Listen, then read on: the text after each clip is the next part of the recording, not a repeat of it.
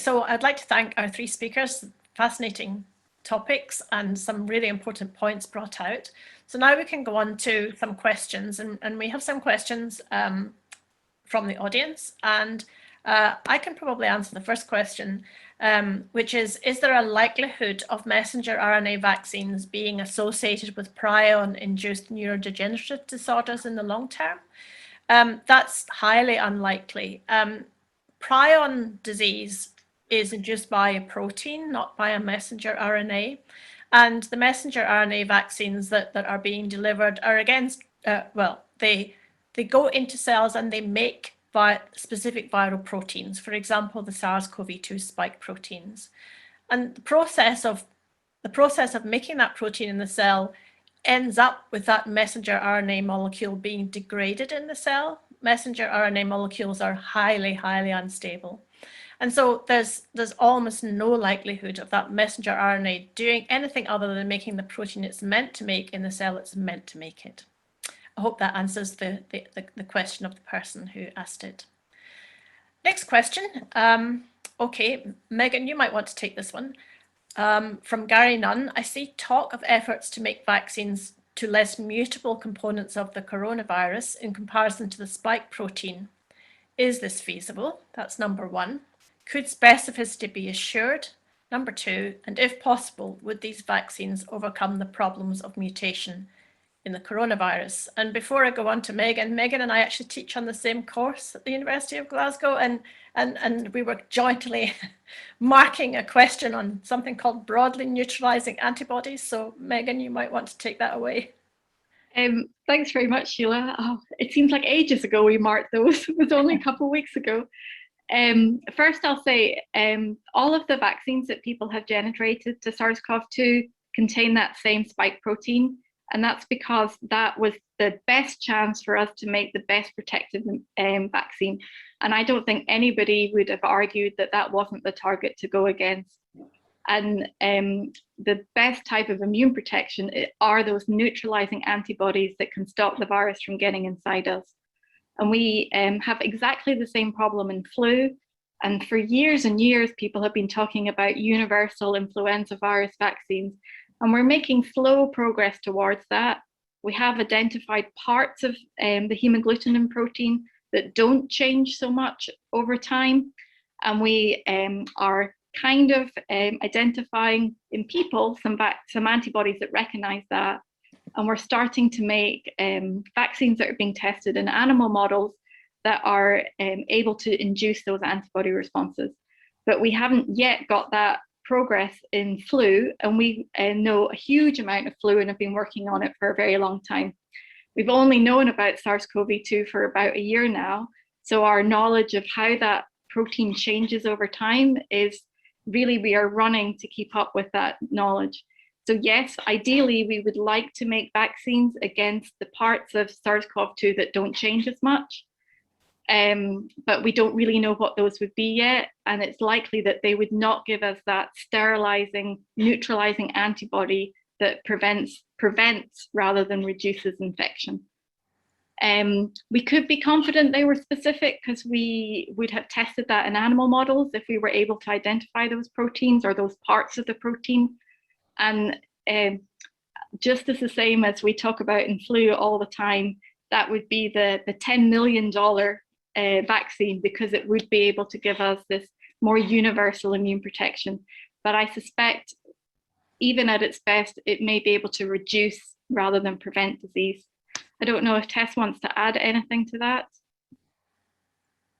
No, the only thing that I might add is that occasionally people, including myself, will look to internal antigens in viruses because they're generally well conserved.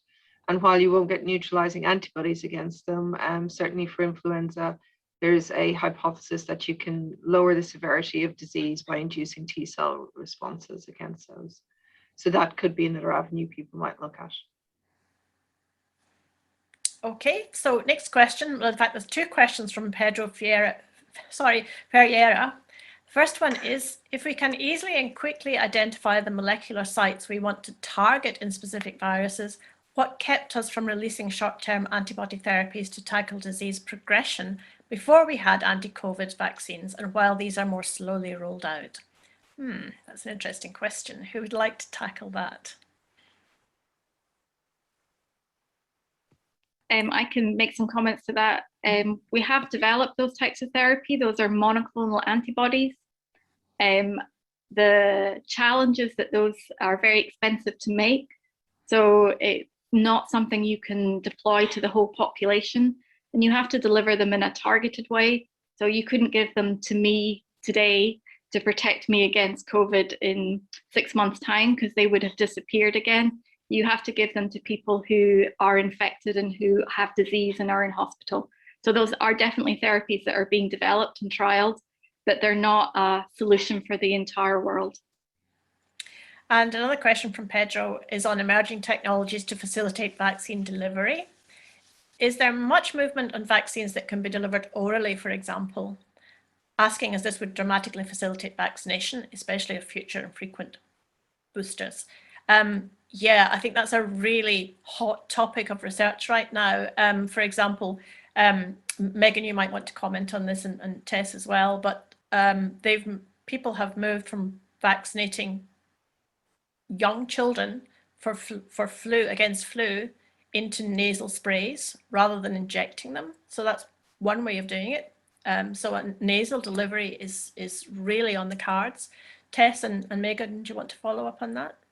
Yeah, just to agree with you, Sheila, this virus gets into our bodies by an upper respiratory tract, so up through our nose and how we breathe in and out. So really having an immune response in situ, ready to go, primed to clear this virus as quickly as it can, is really important. I know of some clinical trials that are already looking at intranasal vaccination, including some of the work being done here in Oxford. Oral delivery, I think, is also very important to look at and investigate. I'm not aware of large-scale clinical trials for oral delivery, but it's certainly something that I think most governments would be very interested in looking at. And Tess, would that be specifically tonsillar delivery to the tonsils, or just generally oral delivery? No, general oral delivery, and it's certainly been done by some technologies have been able to encapsulate the adenovirus for a release at a particular part of your digestive tract so that you can get a strong immune response towards it. It does take an awful lot of formulation and people who are far cleverer than I am. Okay, great. So next question is from Sally Cutler. Following SARS, MERS and bird flu influenza, emergency preparedness was a priority according to WHO. So what went wrong when SARS-CoV-2 arrived?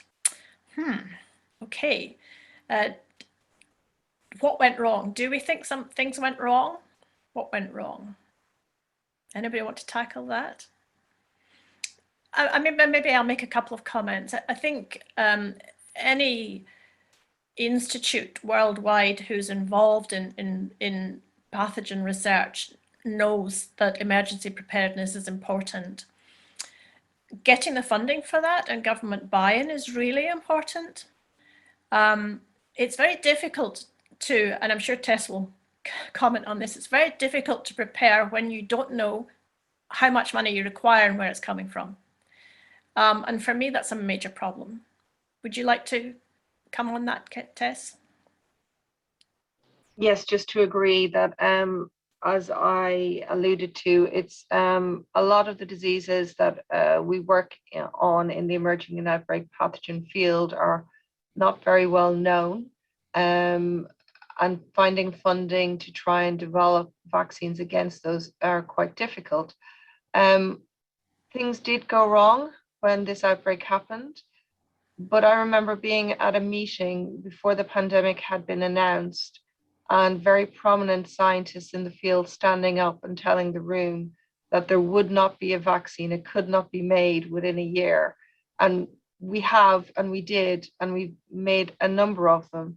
So I think we need to look at both the negative and the positive and learn from both and bolster both of those activities, what went wrong and make sure what went right continues, so that we don't have to do it again. I hope we never have to do it again, but there will be another pandemic, and it's likely our children will be the ones tackling it.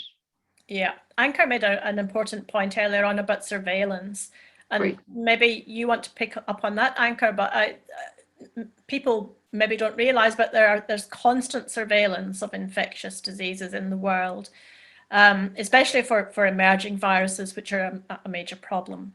And that's going on constantly all the time, underpinning anything that comes up. But when an infectious agent like SARS-CoV-2 emerges more or less out of nowhere, it's rather difficult to deal with it. Ankur, do you want to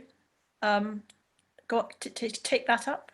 Yeah, no, I think you're right in saying that. I think surveillance is always difficult to get funding for. Although it goes on continuously in the background, but it doesn't go on at a scale, at which you'd require decision making to be made to block any epidemic from becoming a pandemic like SARS-CoV-2 did. So I think we've learned, as I said, we've learned a lesson from COVID-19. Now a lot more attention and a lot more risk, funding risk is being taken by allowing expanded surveillance for things that have potential of becoming a pandemic. Great. So Derry Mercer has a question. Do the panel think that trained immunity has a role to play in COVID-19, including potential effects on the severity of disease?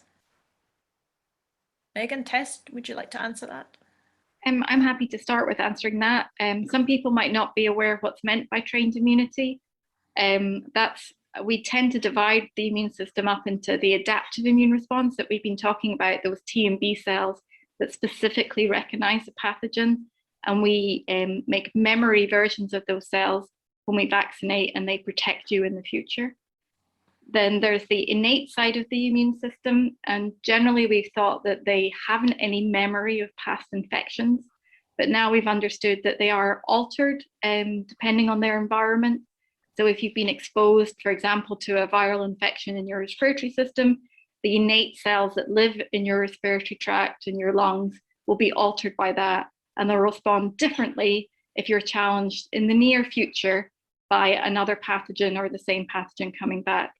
And this was the idea behind the using the TB vaccine, BCG, to give particularly older people a boost in their immune response that might protect them in the short term against the viral infection, in this case, SARS-CoV-2. I care a lot about the concept of trained immunity. I'm not sure how we really design vaccines to target trained immunity to specifically protect us against particular pathogens. So I think they can give you a short-term boost to raise your defenses immediately against an infection, but it's harder to see how they will give you long-term sustained specific immunity against a pathogen. Great, thanks, Megan. Tess, do you want to add anything to that? No, really nicely summarized, Megan. Great. So next we have Jackie Marshall, who's asked an extremely important question. She thanks you all for your introductions and wonders whether you could propose how biologists might tackle one of the big inequalities highlighted during the pandemic, which is namely poverty. Ankur, maybe you would like to take this first? Yeah, no, I think it's a tough one. I don't think we can directly answer that question, but I know that there are efforts now from agencies coming together, such as Gavi, CEPI, World Health Organization, where they've put together this COVAX initiative. I think that's one of the examples where attention is being given to those communities where they wouldn't be able to purchase these vaccines on their own. And I think similar initiatives would have to be encouraged going forward, because when a pandemic affects, it affects the whole world, and it only truly ends if it leaves the whole world, and that includes the poverty affected communities as well. So I think COVID-19 has highlighted that everybody has to be treated equally when it comes to solving an infectious disease. Yeah, I completely agree. The virus that I work on mostly is human papillomavirus, and of course, the UK rolled out a vaccine against human papillomavirus in 2008, most expensive vaccine ever made. But since 2008, people working in human papillomavirus biologists have been very forceful in trying to make sure we make vaccines that are cheaper, or at least deliver those vaccines more cheaply to low and middle income countries. And underlying that, there's surveillance going on to find out what viruses are circulating in those areas that need to be protected against. So it's definitely at the forefront of my mind, and I'm sure many other biologists. Would anybody else like to comment on that? Just to agree with everything that without a vaccine and vaccines that we can supply worldwide, we're never going to be essentially safe, that we need vaccines for the world. And that was definitely something that drove us to generate a vaccine that we could provide at cost during the pandemic. But yes, Okay, we great. need everybody to have access. Yeah. So the next question is from Hubertus van Hensbergen. If I've had an AstraZeneca adenovirus vaccine, will I need another type of vaccine as my booster next year? So I guess Tess is the best person to address that question. Sure. So depending on what country you live in, you should adhere to whatever advices your government or your medical agencies are saying you should adhere to, and which vaccines you should take. As a scientist, I am going to spin this question slightly as to will anti-vector immunity mean I have to get a different vaccine? So if you've had a Chadox vaccine before, will you have a lower immune response because you've had a Chadox vaccine before? And certainly the data that we've seen so far does not indicate that, with more data to come.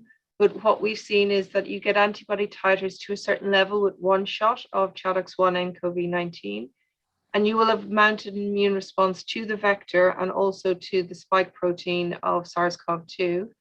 And when you give a second shot, so in the presence of these anti-Chadox responses, you're able to boost the response to the spike protein. So those responses that you've made towards anti-Chadox are not stopping a boost towards your spike protein. But you should, of course, listen to the advice of whichever country you're in regarding what vaccine you should take. Great, thanks. Okay, and a question from another attendee. Anti-vax has been a hot topic in the media, especially in the last decade. Do you believe more that the pandemic has fueled popularity around misinformation, or opened up education and favoured acceptance of the vaccination in general? So Ankur, maybe you would want to address this?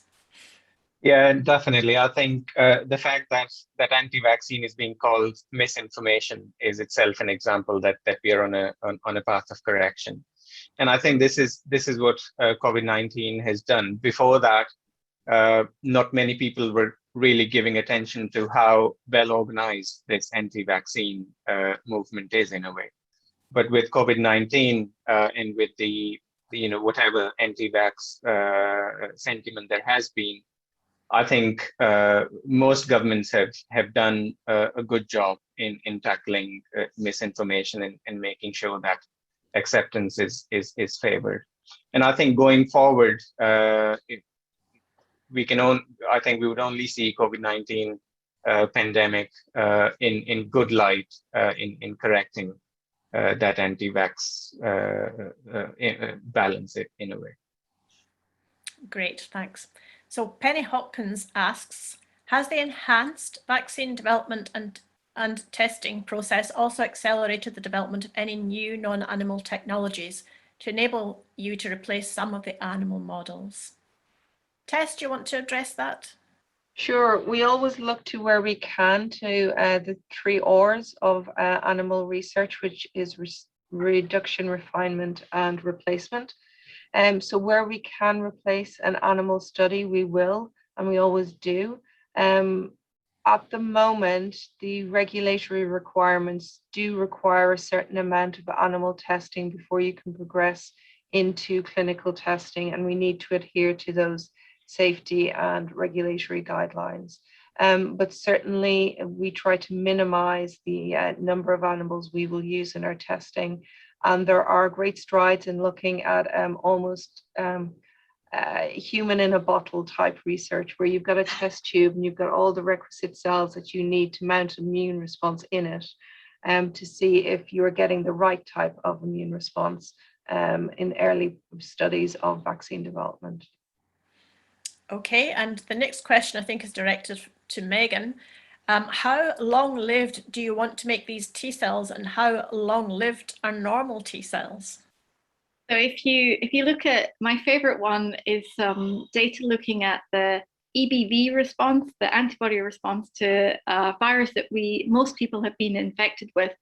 And the researchers who did this study decided that basically the antibody producing cells had an infinite half-life because the antibody was so stable.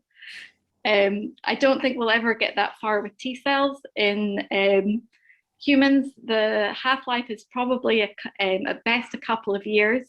So if you're infected with flu and you make a T cell response to flu, then probably, and you never see flu again, those T cells are probably going to have disappeared within 2 to 5 years, whereas really we would like them to be around for more like 5 to 10 years plus. And we don't know if there's competition from different T cells for survival factors, and different T cells are better able to get those survival factors and survive for a longer period of time. And if we could figure that out, then we could give our vaccine T cells a better chance of picking up those survival factors and surviving for the longer time. Tess talked about making vaccines that primed T cells that lived in your respiratory tract or in your lungs. It looks like those T cells are the least able to survive long term.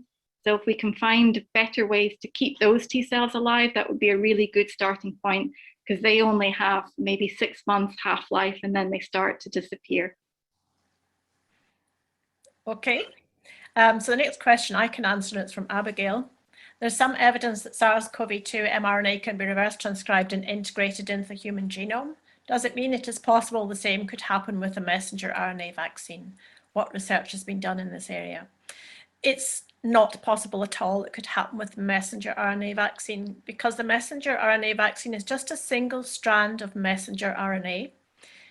All it does is goes into the cytoplasm of cells and is translated to give the protein that will raise the immune response.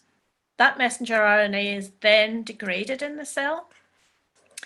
In order for the messenger RNA to be integrated into the human genome, it would need to go into the nucleus, and it can't do that. It would also need to be changed into DNA, and our cells don't usually have any enzymes that change RNA into DNA, and so therefore that's not possible. I don't believe there's any research being done in this area, but I can't be certain. Jackie Marshall has asked another question on T-cell biology. What is known so far about the effectiveness of vaccines in people with HIV, both on treatment and not? What might be expected, and would the duration of immunity and robustness to variants differ? Oh, HIV vaccines, oh dear. Who would like to take that one? Megan, do you want to answer that? Unless Tess wants to step in.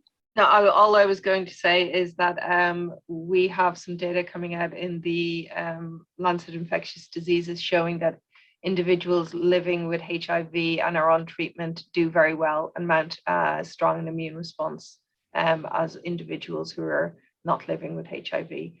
As to, I'm not sure if this is a HIV vaccine question as well. I can leave that to Megan if she'd like. Yes, so it's good news that people who are on therapy will make a good immune response to the SARS-CoV-2 vaccine. What we have been less good at developing are vaccines against HIV.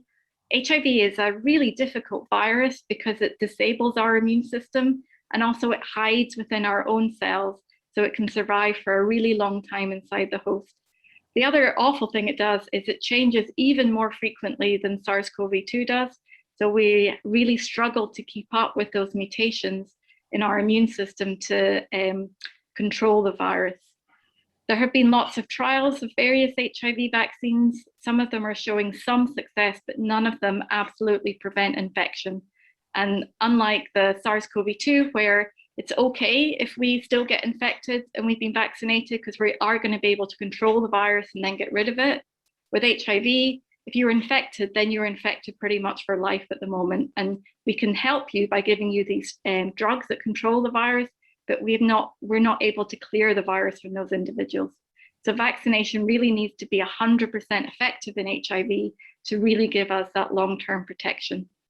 There's some talk about therapeutic vaccines, so they would boost someone who's already infected to increase their immune response so they control the virus better. And that is something that people are working on just now. Thanks, Megan. So Derry Mercer asks, the use of CAR T and CAR NK cells are being actively investigated for infectious disease prevention treatment. Does the panel think they could have a role to play in COVID-19 prevention or treatment? Who would like to tackle that? Tess, have you got any response to that? I'm afraid this is outside my area of expertise. Megan? I know more about CAR T cells and NKs in the context of cancer. Yes. And there they are used as almost a specialized, individualized treatment, and that makes them really, really expensive. And they are designed so they target an individual's own cancer. And that's great for that person who has cancer, but again, not a treatment that we could use across the globe for everybody to prevent them in the long term from getting an infectious disease. And they do induce pathology as well, don't they? Yeah, which can be acceptable. And if you have stage 4 cancer, you can be accepting of some pathology caused by your treatment. That's much less acceptable when you're treating the global population. Yeah. So Namala asks, I have so many friends that have taken the COVID-19 vaccine already, and all of them have got ill shortly after injection, but have recovered now. Could you please explain the reasons why? Who would like to take that one?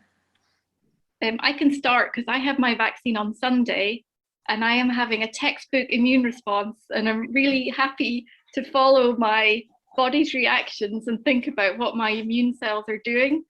So I felt really quite ill about 8 hours after, and I could feel the cytokines. These are the molecules our immune cells communicate with, traveling around my body and getting to my brain and making me feel unwell.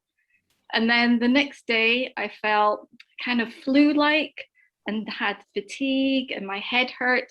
And these again are the immune signals being sent out to tell all our parts of our immune system to get together to start making an immune response against the pathogen, or in this case, the vaccine in my arm.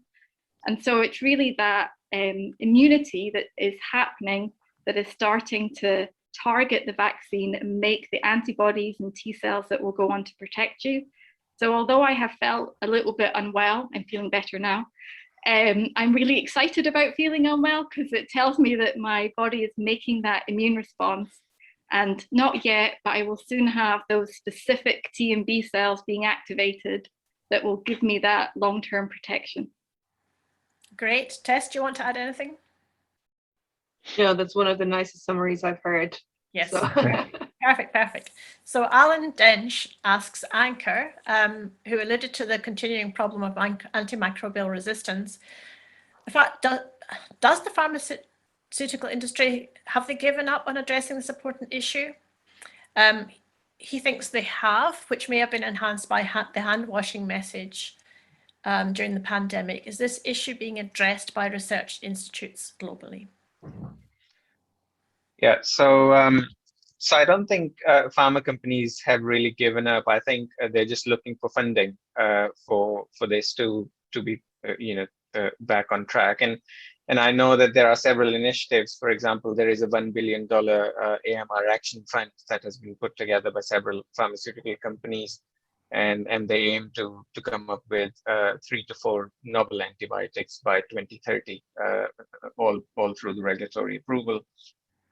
New institution is being set up where Teresa is in Oxford. It's particularly focused on AMR problem. And then I know that other strategies are also being explored. Wellcome Trust, for example, is really interested in exploring how vaccines could be used indirectly to stop the spread of AMR bugs and therefore tackle the problem of AMR. And Gates Foundation and IRB are working on monoclonal antibodies that can target AMR. So I think there is a renewed focus on the problem of AMR, and people are trying to, get back on track and solve this problem.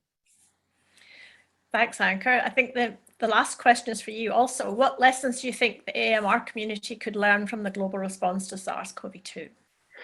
Yeah, no, I think the lesson is that AMR, it's not a classic pandemic as such, right? It's not one infectious agent that can become a pandemic, but it's a collection of things, and it's a problem that is bigger than a pandemic in a way.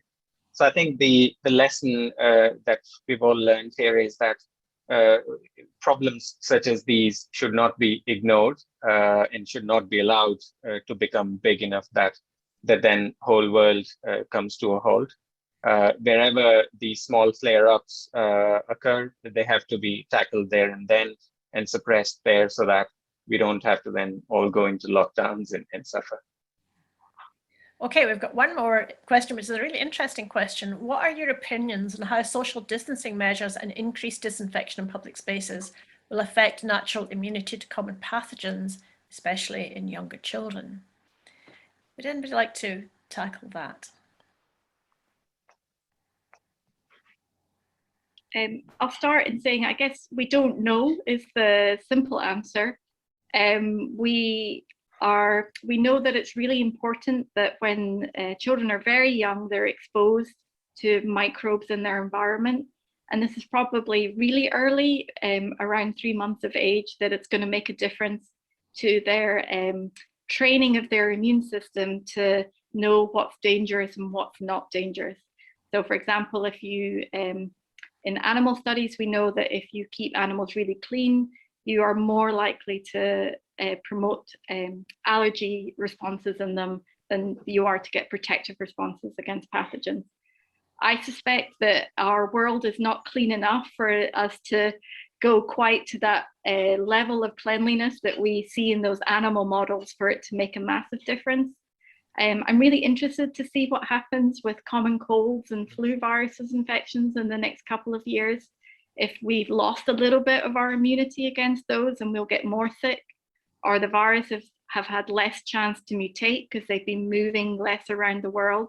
So I think we are dirty enough that most of us are going to be just fine and we will be exposed to pathogens.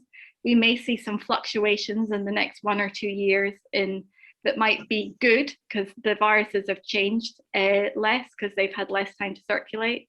Or we may be more likely to get those infections because we haven't boosted our immunity in the last couple of years. Okay, thanks, Megan. And I think I'll take the last question and then we'll move on to summing up.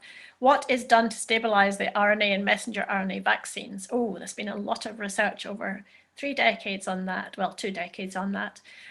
So first of all, the messenger RNA is made stable generally by putting in chemically modified nucleosides, which allows the RNA, allows enzymes not to recognize the RNA as RNA, so it makes it more stable. But in order to stabilize the RNA in the body, it's encapsulated basically in a lipid coating, various different types of lipid coatings, and that keeps the messenger RNA protected until it reaches a cell and goes inside the cell. Okay, thanks for your questions, everybody. They were fascinating questions. And what I'd like to do now, just to sum up, is to ask each of the panelists to give us a 1 or 2 sentence sum up of what they've taken themselves from the session. So we start with Tess first. If you could maybe just give us your thoughts in a couple of sentences. So my thoughts are probably that we've had 3 speakers here who come from quite a different background, but we've all come together and been able to put a pretty good presentation and conversation around SARS-CoV-2, and it really highlights that when we all work together, and we shouldn't forget social sciences and we shouldn't forget other concepts and ideas that we haven't discussed today are really important in how we tackle a pandemic. And we really need to consider that no one is going to be safe until we've made every country safe. And we need to keep working on keeping this pandemic under control. Thank you. And Megan? I'm going to more or less echo Tess in saying that importance of joining together the various aspects of science. I think we've seen how we've gone from basic biology all the way up to vaccines, and how we need to fund all stages of that process. And also something that Ankur pointed out, that we need to get those vaccines to everybody. And we haven't been doing a good job of that for many, many years. So every year, thousands of children die from vaccine preventable diseases. And we're just seeing that escalated with SARS-CoV-2 in older populations. So we need to be able to deliver SARS-CoV-2 vaccines to the globe, but we also need to make sure we get those childhood vaccines out to the people who need them as well. Okay, thank you. And Ankur? Yeah, I agree with Megan and Teresa. I think I'd end up with saying vaccines don't save lives, vaccinations do. So I think it's important that the whole COVID pandemic is seen as an exercise of emergency management, where from making a vaccine within a year and deploying it so quickly and ensuring that such large sections of population get vaccinated so quickly, and then tackling the problem of misinformation, and then learning lessons from the situation, and also seeing the opportunities from this. I think it's going forward. I think there is a lot that can be learned and made best use of to tackle other problems. Okay, thanks everybody. So I just finally like to thank the speakers for some excellent presentations and response to questions. Thank you, the audience, for joining us, and again, thank the organisers of the event.